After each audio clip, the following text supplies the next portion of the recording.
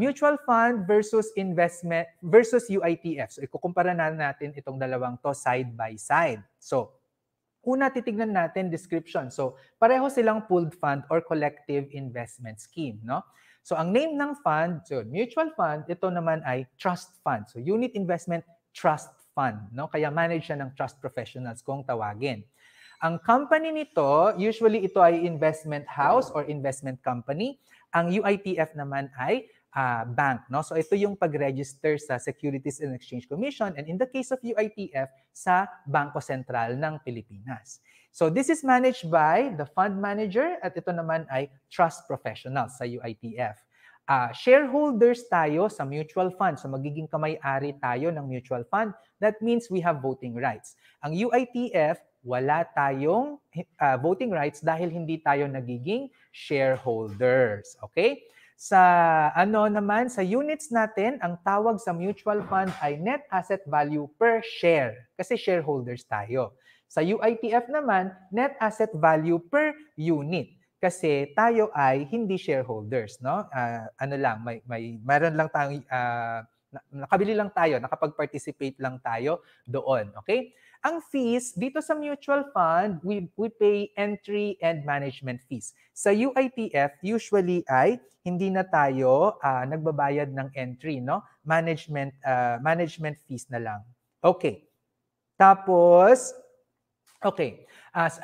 Yun, no? So managed by fund manager or trust professional, nasabi na natin. So may voting rights sa mutual fund, walang voting rights sa UITF. May dividends sa mutual fund, sa UITF, walang dividends. Capital appreciation lang yung nakukuha natin doon. Okay? Sa liquidity and time frame, pareho naman silang open-ended. That means you can buy and sell anytime. Okay? Pero ako, in my experience, usually it takes about 1 to 3 days to process. Ano? Yun yung nakikita ko na doon, time frame. Ito ay hindi insurance. So at wala itong guarantee, no? Walang guarantee yung mutual fund at saka yung UITF usually.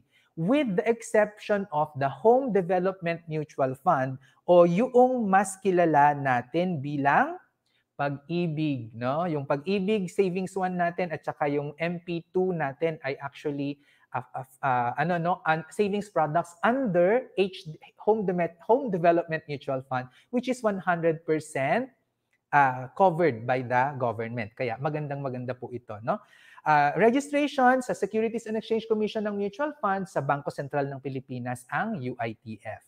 Website, para makita nyo yung listahan ng mga mutual fund, pumunta lang kayo sa pifa.com.ph, sa UITF, uitf.com.ph.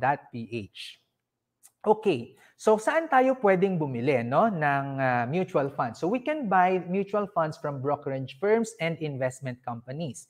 UITF, we can buy it from bank, trust representatives, or managers. So doon tayo sa bangko maghahanap dito. Ito naman usually brokerage firms and investment companies. Ang tax, ang mutual fund ay tax-exempt from capital gains according to the Republic Act 8424. No, nakalagay yan. Tapos may 6% capital gains tax sa UITF. So kayo na mamili kung anong gusto nyo. Siyempre, doon tayo sa walang tax, no? Kung ako ang papipiliin.